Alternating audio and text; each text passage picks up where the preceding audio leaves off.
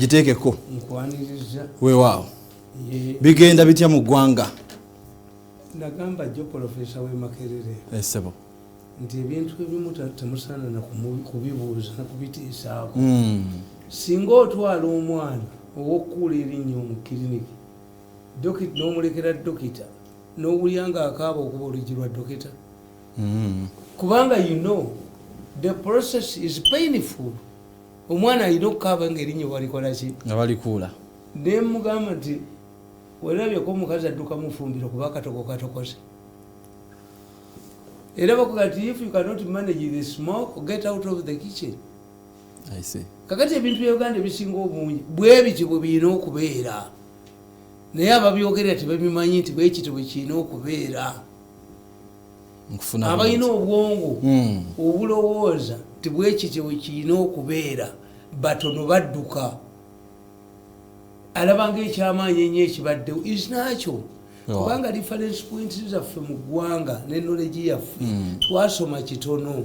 Abantu abalina knowledge n'egindi gyekiri n'egindi bwekiri n'egindi gyekiri abantu bano basoma kitono ate bw'otuuka mu Buganda wano fe ate twanafuwa nnyo feudalism yatutta obwongo. Mu mbeera eyo omukulu Tamale Mirundi yatambuliye ku nsonga si nnyingi nnyo zigenda kubanga 3 naye njala tunuulira ebibaddewo mu ggwanga bwenkuzaako emabega kati niwe tunuulira omukulembeze waffe omulungi ow'eggwanga pulezidenti waffe Yoweri Kaguta Museveni yavaayo n'agamba nti omukyala Catherine Kusaasira n'amugonnomolako ogufo n'amugamba nti agenda kubeera nga advisor wa pulezidenti ku nsonga z'ekibuga. Waaki ndeese ensonga eno nga sinaba kugenda nnyo maaso wentunuulira gwe omukukunavu gwe twesiga wano mu ggwanga waliko advisor oba simanyi oba okyali mu mbeera eyo wegamba there are very many qualities of being an advisor for the president. Tekiriyo advisor talina qualifications buba bwongo. Advisor tagenda mu vetting process bakitegeera president bamulekerawo liwe tewaliwo abantu abataasoma abatali bayigiriza ennyo naye nga bamobiliza balungi. That's what you don't know nti what is the purpose of appointment. Any appointments have a purpose.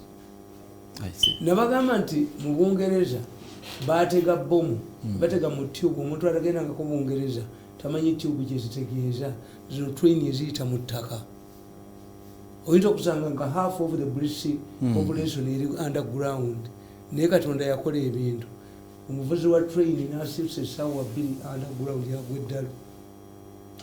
Kakati bwe batega mu tube ne batega Abangereza baali balina amateeka ng'agaffe amanafu ku terrorism. Tony Blair kye yakola yaleeta omusajja omuzibi w'amaaso blanket n'aleeta amateeka amakakali ennyo waayo yabagambanga nti mwe mudduka mulaba ebyo byonna bisabwa 24 tobeere mu kkomera blanket muzibe talaba talaba kukudu challenge blind man gwokisobola. 2 America bwe yeesanga nga terrorism w'amaanyi nnyo naye nga America tekkiririza mu ddembe lyabwe kulijjawo. America okuva mu second world war tekugwanga ku bomu nga balivinga mu heaven. I see. Soft life. Yes. Kakati nga buli terrorist gwe bakwata abalamuzi bamuta president kyagamba bano abalamuzi bawano abalamuzi bano tebakola ebyo tebabimanyi balina motives zaabwe endala toga tebamanyi. You don't need to teach judges. Waliwo ababateekayo babakolere case ti case eyo bwerigenda ejja kukoma wano. Your president is speaking in a normal way. Situation. Maybe they don't, maybe no, they are knowledgeable, but they are put there by interested groups. Kakati abalamuzi b'omu America bali bulldoze nga endowooza temukwata ku freedom temukwata ku ki because seeing they were normal.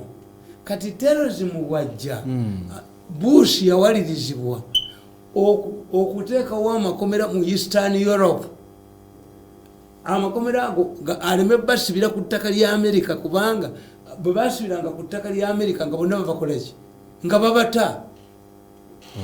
Bush yayamba Bush ye Bin Laden nakuba America nagiswaza Abamerika ne bategeera nti musajja akambo wadde what am I explaining? I'm explaining nti leaders or states conduct themselves react according to situation.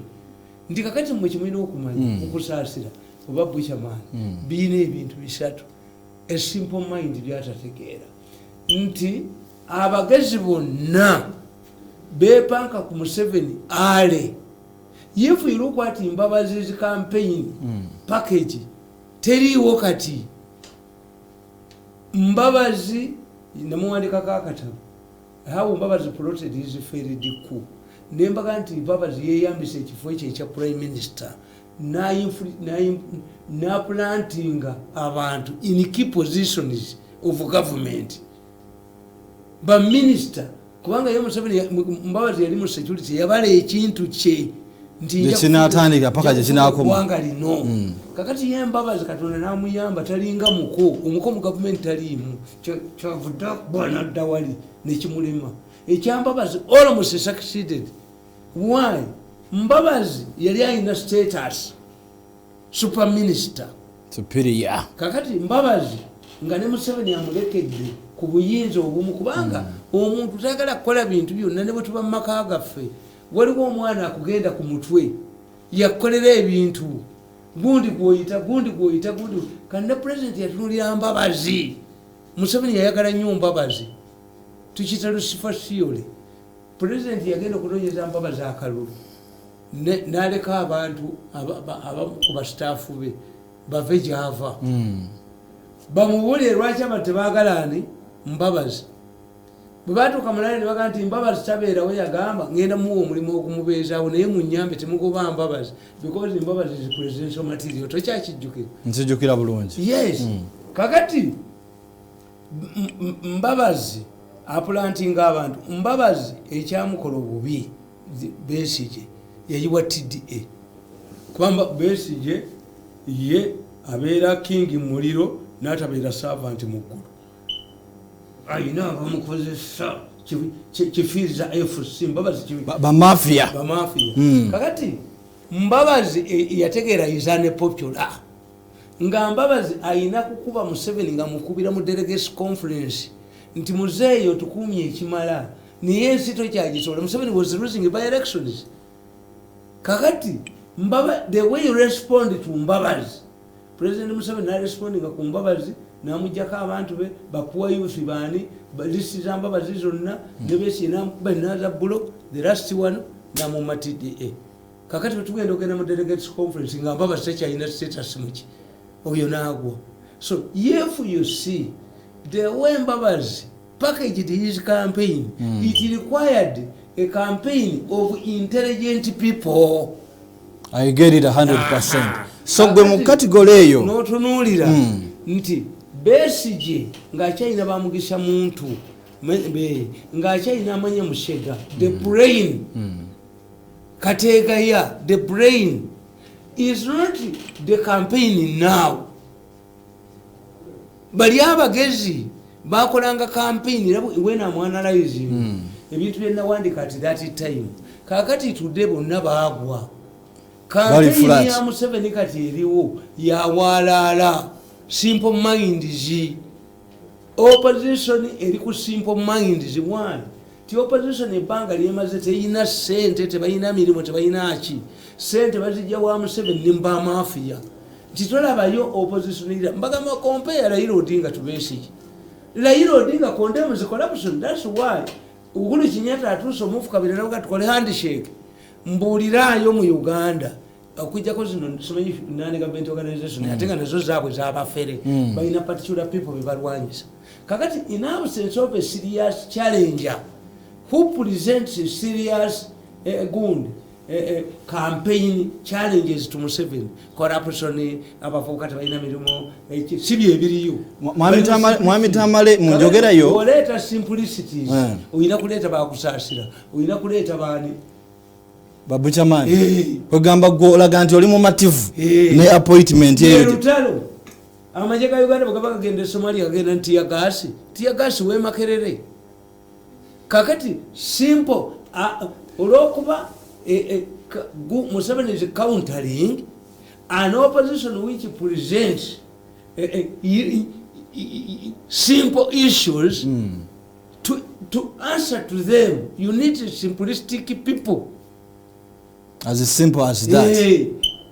Bwetunuulirayo mbuulireyo Museveni opposition ereetedde ki Museveni a challenge. We have a national challenge.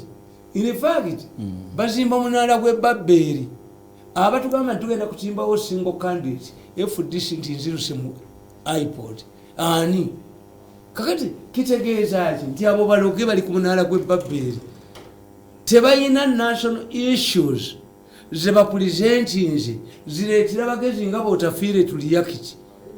No, tojjayo atirale kati omulabe talina atirale tikekadde totwala. In fact kankubuli ngolira agasajja agali emmere abatayimiridde kuwala zina muntu Makerere totwalayo na wa muntu.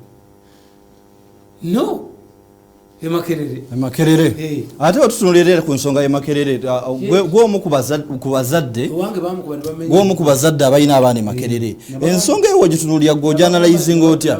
Emyaka 2 njakuba buli mwaka waliyo agraduating Makerere njo gisupporting nze ate Makerere njagala lwaki nti Makerere eyina ekitiibwa kyayo kyobula nti waliwo yakola Kampala International University. Eno bagiyita Makerere University of Kampala. You can confuse people abroad. Nti nasomera Makerere University. 15% eno toginaako buzibu. Anti kiri bwekiti. Nti nga naawe kuba abantu bonna aba Uganda obwongo bwakoma okulowooza. Nti university zibeerawo zitya ku ssente. How can university have money? Patents. Yeah. Neka kati onaganti yayiye emotoka niwo lutwe pusi mbubayina kiira ebirombe ebibanda babikole waliwo emotoka ekole bagenda ogikolere ogenda okole eddagala ya pusi tayina kati yatunda patent nga agikulawo yayiye emotoka naye singa yayiye enkofiira eritekiti ng'omusota mu mwanyi nti buli ngenda okuzinoga waliwo enkofiira yo neyekaaba notegera nti mu mita awo waliwo enswera. Kakati okola emotoka for the sake of making it. What innovation are we going back to making a wheel? Kakati a university taina innovations patent etunda nti Professor Makerere akoze eddagala ly'enkwa abaposwanda bagenda muwaabira bajinga president era mukatabo kange kino mwekirimu kaliwa crucified for my werese kana akapya kale nti nakalema president yagende wakitaka omusajja atunze eddagala myaka 67 kampuni ye twagitanga Welcome Uganda Limited. President namuganda etire eddagala lyagundi yakalusu nakalema libanene bateekamu amazzi mwami Tamale otunulira ensonga ze Makerere ngulya one point nti because they don't have money they always resort to students. I see that. Tebalina bwongo buyiya tu obo era bonna nga munna Uganda Nyerere yagamba nti when you take 3 Ugandans and you lock them into a room okoma nga temuli yeronzeemu anakulira banne. But if you put 100 Tanzanians in a meeting within 5 minutes baba maze okulonda leader waabo. Professor Barnabas Nawango singa tuba tumukyusizaamu embeera teterere ngabo okusoma kwabwe kwafa bwerere nti era fitina yaabwe batambula nayo ku mitima. Universities ziyimirawo ku research. Abasajja abazungu babadde research buli professor gwe bawa sente za research bamuwayiza yakutta omuwala. Kati where are you going to get money? A professor to profess, you must write a book annually or a journal to defend your Gundi. What are you professing? Chechibalema. Professor Gundi. Samakula chona. Professor. No, erita ito university ito. Toiza ganti quartermaster Gundi. Nti wamaja tambula no wa quartermaster. What books do you write to your students? Omayinti student. Ayagala nnyo. Ate nnyo musomesa we. Let us ask, how many books have been written by Makerere University lecturers by printing a modern one. Nawe wenyini obasinga obutabo tulaba abanyampi succession no nze ndi wa mutawana nnyo. Do you know how much money does the government give out in a year to buy textbooks? Ba Makerere babikola. Abe Makerere babiwandiika. Naye nakula tusoma English na English course. Ng'omusajja ali wa muje wa Amini bamuyitanga ni mugenda wala. From book 1 book 2 na English course Uganda netukula ogundupe book 1 ogundupe ku Nigeria. All of these novels, where is the novel for Ugandans? Omukulu Tamale kakati ekyo kyakomeka kyakusatu nti nabo bennyini emitwe gyabwe tebagikozesezza. Kakati ekyokusatu nti Nuwangwe tamanyi university gyafuga nti university ya previously university yalimu abaana 10,000 Museveni yazina 10,000 nga gavumenti yebakola ki? It was like a parastatal nga whenever you want money you go to the treasury because it was a parastatal. Kakati nemujja mufuna ekyamagezi ennyo nemufuna abaana emitwalo eki abeesasulira bokka. This is a very good asset. Why? Abaana abeesasulira bokka kati bagenda mu strike bamanye ennaku yaabwe bamanyi sente tuzijjawa muzadde atunda kabalagala mwanyi. Kakati olw'okuba emitwe gyabwe balowoleza mu bokisi balowooza nti buli lwebanaafunanga ebizibu mukazi we n'amusaba gomesi the result ku baana bano a 15% increment omanyi kyetegeeza starting with midnight. No, they have leaders. Come to them obagambe kubanga bo bano ekibi ekibaliko abe Makerere bayibwe bati nti awulira nti omwana mu primary asasula obukadde 2 n'ekitundu n'agamba nti nowe Makerere neyerabira nti ono omuzadde okuva eno jajja agenda okutuuka Makerere nga sente zimuweddeko. So mu mbeera eyo okuva wansi kati bano abasomesa be Makerere balowooza basomesa abaana ne balaga mu revenue bagagga. Why don't you go there to revenue? Go there. Already ekizibu mwe tuli mu kizibu mwe tutambulira naye kati solution kiki tuyinza okuteekawo? Anti nkubuulira ekyokusatu you must realize university is the center of knowledge. You're right. And agitation. You are training people from university. Museveni yasomerawo. Museveni was an agitator. Mudaisala. Ayina diploma wali Mudaisala. Yavana musanvu mugomonga Amini awana. Nyerere yamulabira ku stocks za Dar es Salaam University. Naga wali wo. Galanga yavaawo. Where did Museveni meet Galanga? Bawa kapabulu. Second yali akulya abayizira abantu bamanyi. Second yali akulya abayizi ba Uganda. President ne banne baba bakola musango ki ne bagala obago. Second handled the matter. Ngoloza nti omuntu amala kuwa awo omuntu gwatamanyi. Irecho yes. Kakati solution eri kye Makerere. Solution bayina okutegeera enanga nabawulidde which is true. If I want to power people in Kampala mbajja luddawo ab'omwowino bakola. What's the source? Mungongobo nga tutudde wansi nti we want to power people in Kampala. Where is the idle population? Eri Makerere, eri Kyambogo. Tebamanyi kye baagala. Kubanga mu UCC ya private. Abo n'abaana be mulaba Uganda bakola strike. Si bagezi. Tebasasula. Owanga bali bamenye omukono yali mu bigezo. Nuwanje ayise kundi record defense ate waliwo abaana abakola ebigezo. Ne babakuba emiggo. I hear there were even rape cases were there. Ne badishoyinga TV z'abaana ne bakola ki? Eyo local defense si maji. Amaji ga Uganda gasoma. Tobo otegerera omuntu nti yasoma tabeera destructive. TV yagirabe ewuwe. Naye omwana n'abeera ne TV nga zesiyina TV n'ajasa. Abaali bambadde ebyambalo babijjawa. I'm telling you. That cannot be the military. Military ya Uganda tekola ebyo. Yabasoma but degrees ba masters. We might be having the most educated army mugunda in Africa. Kakati bayina okukikkiriza nabadde mbawo ekyokulabirako till 1958 Abu Mayanja led a strike over bad food e Makerere ngekyali na college ne bamugoba Abu Mayanja governor Andrew Cohen n'agamba ono omwana mugezi nnyo siyinza kumukkiriza obwongo bwe kufiira wano.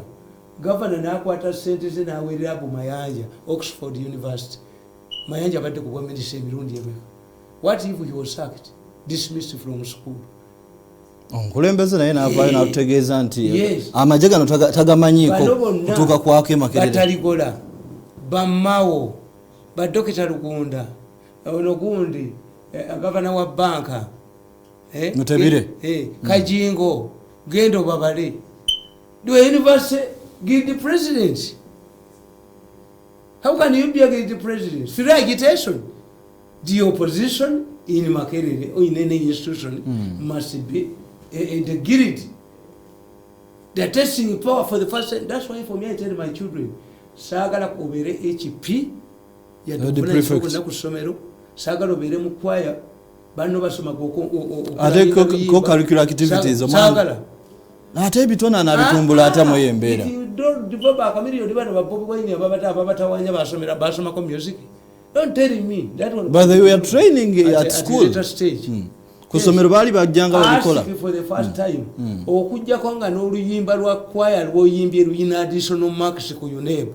Don't do things that are not examinable. Era jja kutunulya nga bagiridi president bonna abasinga obungi bambidde baani tunuya performance yabwe Makerere. Mbidde spent 6 years at the university. So kkiriza si yokka University of Makerere is unique in two things. Nze nsoma amawulire, nsoma Daily Nation every day. Ne Sunday Nation. Why? It is written, Jinemiko, Jiri written footnote yekubulira. This is a professor from Bundi Kenyatta University. This is a research expert about Notebogera. That's why bakoja chimbowa bafunye sente bone bavuwala. Kubanga gwa psychology tosobola kunnyonnyola nti gundi lubalala. Omukulu Tamale tutunuulire ku muyimbi ono Kenzo. Wetulaba omukulu ono yali mu People Power era nga tatangana na Bobi Wine. Bobi Wine walaze nono omukulu amutera yakabega. Bwe yali ebweru n'akaaba n'akuba omulanga ng'alaga nti Uganda tekoze eki temufuddeeko. Good enough president n'amaliza akoze eki. Amwise mu State House. Mu mbeera eyo okuba tochi olowooza anaagenda okuva mu State House obwongo bunaaba tebudaivatinze. I'm a strategist. President Museveni wants to win an election. But he has a problem that is sweeping under the carpet. No opposition has failed. Omanye Chimbademba Gamba writing a books. Madari waffe hamu musajja muyivu yasoma bwaloonya yabawandiikira ekitabo that has been hailed by all international universities. Wano mu Uganda nemukiteeka ku curriculum mukikozesezza. Uganda tukolagana nnyo na bintu bya kusoma. Mutani guli ngalabi yonna sejjembe empute mamba empute gundi ngalabi z'emitwe. Tetweyagaliza ffe bannayuganda. That young man is book. Ekuyamba. How to solve your problems. You're right. These are symptoms. The president to be driven to musicians. The argument is not into musicians. We are not looking for competition to get the best singer. These people, the Bayimbi, have taken advantage of the disgruntled number of youth. Ate kikwewuunyisa nti abavubuka ba Uganda bali emirundi eki nti abavubuka abawagira Bobi Wine bali willing n'okusasula endongo. Owena alimu ye yamanyira ebyobwereere nti ono simanyi nze ajja kutuwa baluka kale bwakola ekivvulu ne bamuwa simanyi etiketi emmere ya bwereere nakuba sente ne babba ne bakola kiki wa wasting time. Abantu 300 bakyuse. Omusiramu bwayingira obusiramu omukazi bwayingira obusiramu bamukolera ki? these are money seekers. This is a time for reaping money. Buli mwacho menye kati gendo obey, genda bakwambaza t-shirt, gendo obey. The issue is money. Toga abayimbi kati bakulosire badde mwena alimu babbeche baba. I don't believe in these things. Me, I believe Museveni can win election naye ekintu kyabavuka ekijja tuleetera obuzibu.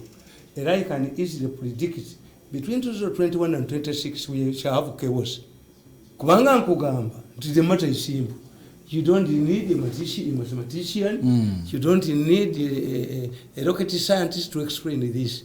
Nti president beyajja mu buyinza beyasanga nga bakyenda bafu, beyasanga nga bakyenda bafu, beyasanga nga bansanvu bafu, beyasanga nga bankaaga bafu, beyasanga nga bataano bakinaana mwena mwesatu, ekitegeeza nabo kwota yeriwo, beyasanga nga baana bansanvu mwena tewali nabo batono nnyo, beyasanga nga basatu bankaaga mwena, beyasanga nze yansanga nina abiri nimeka kirungi okyaliwo naye akyaliwo nti kati eno gurupu gyayina mpya mijiji mipya ate n'abayamba ne batafa ndwadde zonna yazigema. Museveni weyagira baminisita bali mu health baali tebannabeeramu serimu akyali mutoga nti zonna yazigema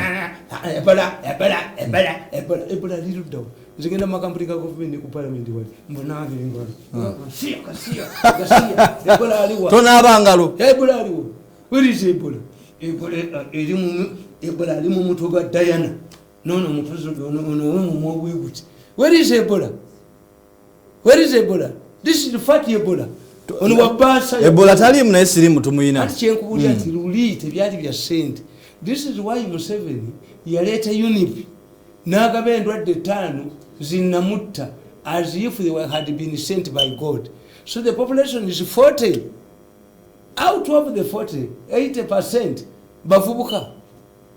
Kakati bwe munadda mu symptoms okujjanjaba omusujja n'ojjanjaba ensanja bavu bakugamba Abaganda balwala jenzi kwa abasajja abakulu bwe bamubuuzanga nti ki ekikuluma nti mutwe natayogera kimuluma eddagala ly'abazungu bwe lituuka munda lijjanjaba. We are delaying the problem.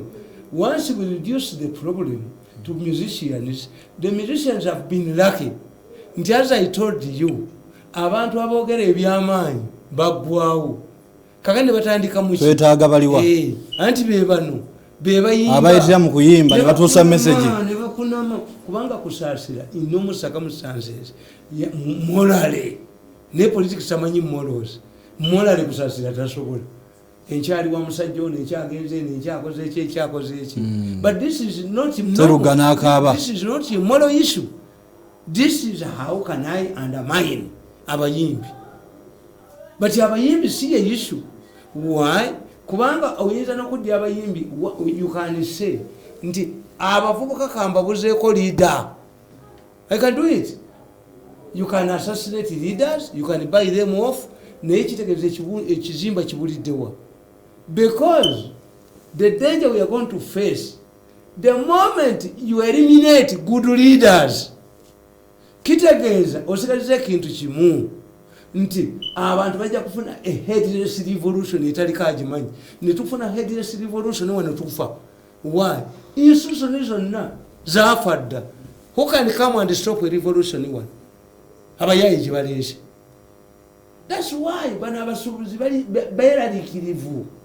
This would be the role of intelligence okubulya president nti president tagezaako kukyusa bayimbi bano kubadaivatinga problemu. Abayimbi si ye issue. Abayimbi si be bakuvuma. Abayimbi bafunye sente mu baana bano. Kyembadde nkunyonyola nti omuvubuka atali wenaalimu yeekolera. Abalowooza sente ezowerera bagoba ba minisita emisinde ku mikolo benaalimu because they were wrongly fed ti gavumenti yekuwa sente. Kakati abenaalimu ate tebakola okujjako mu rural areas ani yagamba kitaawe akuzaale